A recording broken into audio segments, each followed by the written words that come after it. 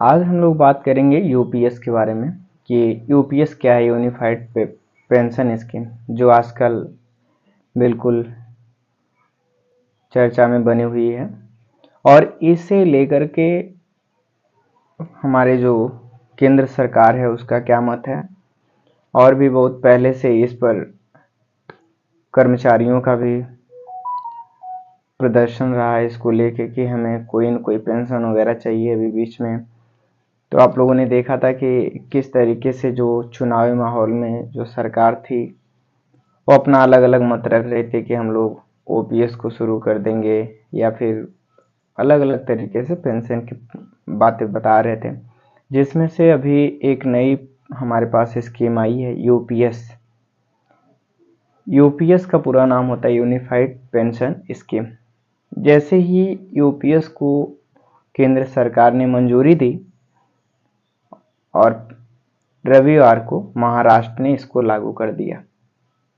अभी मंजूरी मिली थी कि इसको लागू किया जाएगा, केंद्र सरकार ने भी बताया था इसके बारे में, तब तक महाराष्ट्र ने लागू कर दिया और महाराष्ट्र यूपीएस को लागू करने वाला हमारे देश का पहला राज्य बन गया है।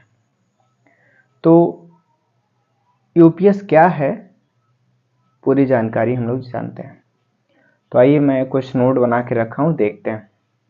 यहाँ देखिए मैंने लिखा है महाराष्ट्र रविवार को यूनिफाइड पेंशन स्कीम पेशकश करने वाला देश का पहला राज्य बन गया। यानी ये जो राज्य है महाराष्ट्र, ये लागू कर दिया है रविवार को ही। आज सोमवार है, कल मतलब बीता हुआ कल रविवार था, कल ही की बात है, अभी लागू कर दिया। और अब जब महाराष्ट्र लागू कर दिया तो उत्तर प्रदेश पीछे थोड़ी रहेगा। उम्मीद है कि ये भी लागू कर सकता है। देखिए अब अनुमान है कि कर सकता है, तो आगे मैंने लिखा उत्तर प्रदेश सरकार भी जल्दी इस स्कीम को लागू कर सकती है। जब महाराष्ट्र कर दी तो लागू, तो उत्तर प्रदेश की सरकार भी शांत तो नहीं बैठेगी, उम्मीद है कि कर सकती है। कुछ महत्वपूर्ण बिंदु इसके देखते हैं। यूनिफाइड पेंशन स्कीम केंद्र सरकारी कर्मचारियों के लिए नई पेंशन योजना है। जो यूपीएस है ये केवल केंद्र सरकारी कर्मचारियों के लिए है, जिसे 1 अप्रैल 2025 से लागू किया जाएगा। इस योजना का उद्देश्य सरकारी कर्मचारियों की सेवा अवधि और अंतिम आहरित वेतन के आधार पर स्थिर पेंशन प्राप्त करना है। और यूपीएस के तहत कर्मचारी राष्ट्रीय पेंशन, जिसे एनपीएस कहा जाता है, नेशनल पेंशन स्कीम, से स्विच कर सकते हैं और एकीकृत पेंशन योजना का लाभ उठा सकते हैं।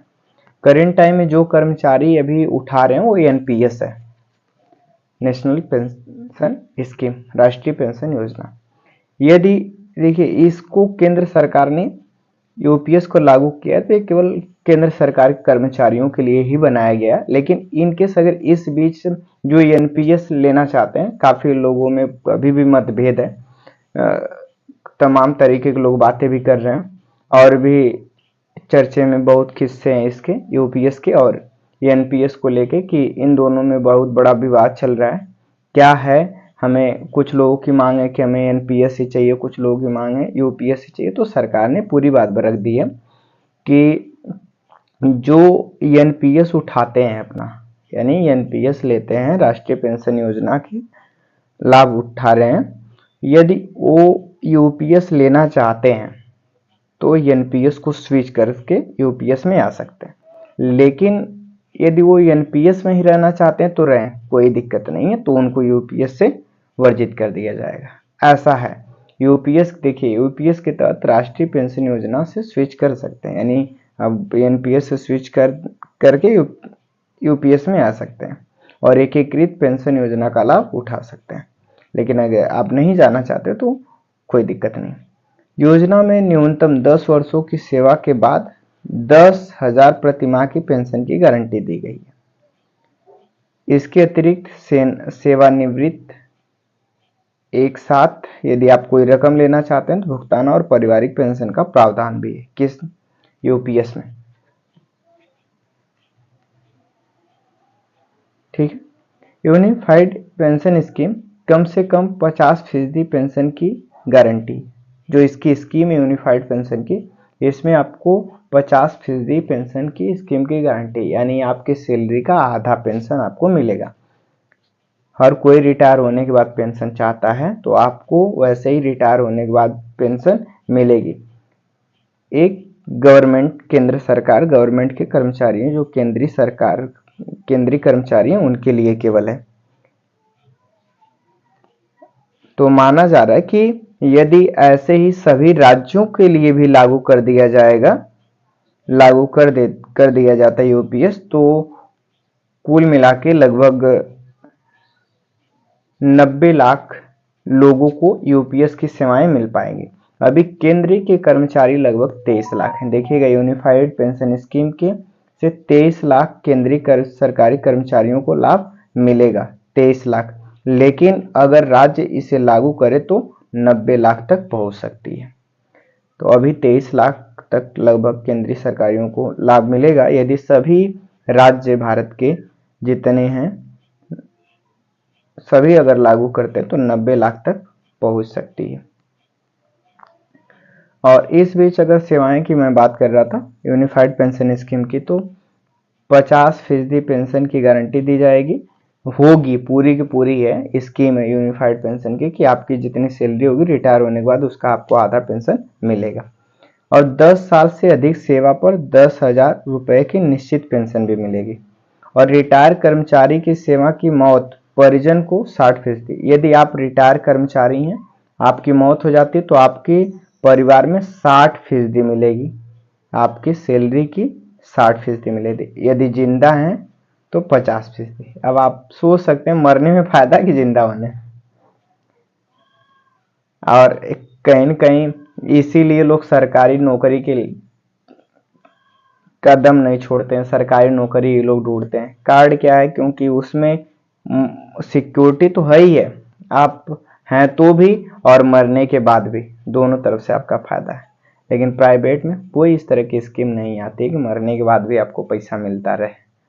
इसलिए प्राइवेट जो होता है वो टिकाऊ नहीं होता है, गवर्नमेंट के लोग मांग करते हैं।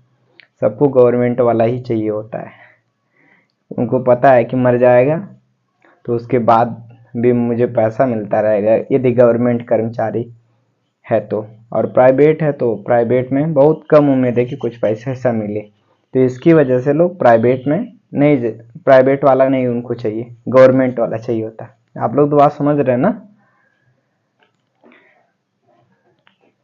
ठीक, देखो, ग्रेजुएटी के अलावा नौकरी छोड़ने पर एक साथ रकम दी जाएगी। ग्रेजुएटी तो मिलती ही है आपको, और यदि आप यूपीएस की स्कीम लिए हैं तो आपको एक साथ नौकरी छोड़ने पर रकम भी दी जाएगी। और यूनिफाइड पेंशन स्कीम से, ये तो मैंने आपको बता दिया कि लगभग केंद्र सरकार के 23 लाख कर्मचारी, यदि सभी राज्य लागू कर देते हैं तो लगभग ये संख्या 90 लाख पहुंच सकती है कर्मचारियों के, जो लाभान्वित होंगे इस योजना से। वहीं राज्यों से इस योजना को लागू करने का आग्रह करते हुए केंद्र सरकार कर्मचारियों के शीर्ष प्रतिनिधियों ने कहा है कि राजनीतिक दलों को इस मुद्दे का राजनीतिकरण नहीं करना चाहिए। कार्ड क्या है कि लोग किसी भी मुद्दे को उठा ले रहे हैं या अपना राजनीति जमकाने के चक्कर में, राजनीति को बढ़ावा देने के चक्कर में, किसी को नहीं देख रहे हैं कि उसमें किसका नुकसान हो रहा है, किसका फायदा हो रहा है। तो इस बात को लेते हुए राज्य की योजना को जो ये लागू किया गया है यूपीएस, इसको लेकर के कोई केंद्र सरकार के या किसी भी तरीके के जो हमारे राजनीतिक के प्रतिनिधि हैं, जो नेता हैं, वो किसी भी दल के हों, वो इस पर विवाद या इस तरह के कोई बयान नहीं देंगे, क्योंकि ये पूरे हमारे केंद्र सरकार के कर्मचारियों से जुड़ा हुआ है। उनको आहत इस तरीके से न किया जाए, किसी भी तरीके का मुद्दा उठा करके। ये राज्य की योजना को लागू करते हुए केंद्र सरकार कर्मचारियों प्रतिनिधियों ने राजनीतिक दलों को इस मुद्दे का राजनीतिकरण नहीं करना चाहिए, ऐसा कहा गया। हालांकि उन्होंने कहा कि ओपीएस सबसे अच्छा विकल्प, ओपीएस मैंने भी कहा, ओल्ड पेंशन स्कीम, ये सबसे अच्छा, इसको हटाया नहीं गया। देखिए, क्योंकि इसमें कर्मचारियों को कोई योगदान देने की आवश्यकता नहीं है, लेकिन ये यूपीएस से संतुष्ट हैं लगभग 100%। देखिए सबसे 100% सही है आपका ओपीएस, लेकिन ओपीएस का 90% जो अच्छाइयाँ सभी यूपीएस में डाल दी गई हैं। ऐसा नहीं है कि उसको दरकिनार कर दिया गया, सारी अच्छाइयाँ इसके अंदर डाल दी गई हैं।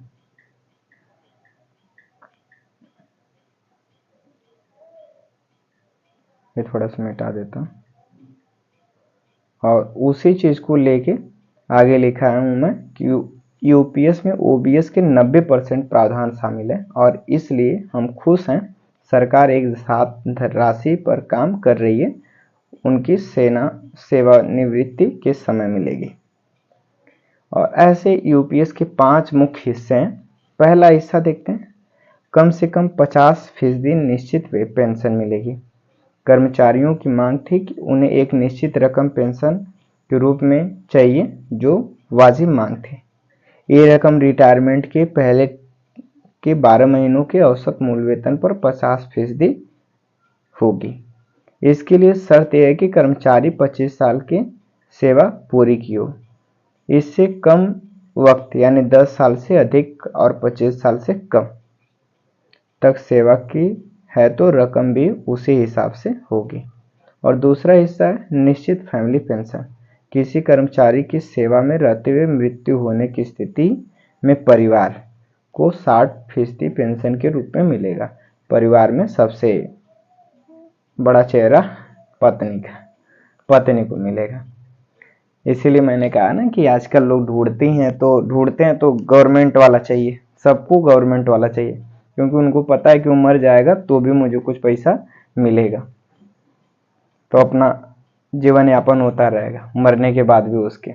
हमें भटकने की नहीं ज़रूरत होगी कहीं, 1 पैसे 2 पैसे के लिए किसी के हाथ फैलाने की ज़रूरत नहीं है। ये सबसे बड़ा मुद्दा बन जाता है। और तीसरा हिस्सा है न्यूनतम निश्चित पेंशन। 10 साल तक की न्यूनतम सेवा की स्थिति में कर्मचारी को कम से कम 10,000 रुपये प्रतिमाह पेंशन के रूप में दिया जाएगा। और चौथा हिस्सा महंगाई के हिसाब से व्यवस्था। महंगाई के हिसाब से व्यवस्था की बात करें तो कह रहे कर्मचारी और फैमिली पेंशन को महंगाई के साथ जोड़ा गया जाएगा। इसका लाभ सभी तरह की पेंशन में मिलेगा, यानी कर्मचारियों की पेंशन में महंगाई इंडेक्शन को शामिल किया जाएगा। और एक महंगाई राहत all India consumer prices for industrial workers के इंडेक्स पर आधारित है और यह व्यवस्था मौजूदा समय में सेवारत कर्मचारियों के लिए है। और 5वीं बात यह है कि इसकी गणना कर्मचारियों के हर 6 महीने की सेवा पर मूल वेतन और महंगाई भत्ते का 10वां हिस्से के रूप में होगी और इस रकम से कर्मचारी की निश्चित पेंशन पर कोई असर नहीं होगा। ये कुल 5 हिस्से थे। नेशनल पेंशन इसकी सिस्टम समझ लीजिए। एनपीएस एक स्वैच्छिक परिभाषित योगदान सेवानिवृत्ति बचत योजना है। इसे पीएफआरडी द्वारा प्रसारित विनियमित किया जाता है। यह central record keeping agency CRA NSDL e governance infrastructure limited की भागीदारी से संचालित होता है।